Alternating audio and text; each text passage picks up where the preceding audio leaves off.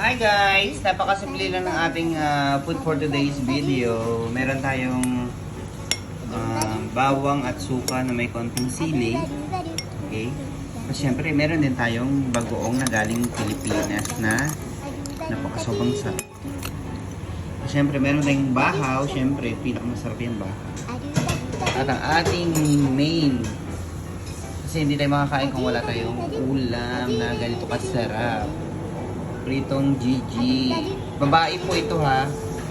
Ang ganitong klase ng galunggong babae po ito. Ay, hindi ata galunggong to. Ay, iwan, basta parang feeling ko galunggong siya. Basta pag ang pagkakalam ko pag ang galunggong malapad siya ganito.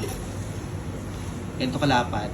Galunggong yan. Pero pag ang galunggong mahaba, yon, lalaki po yon. For information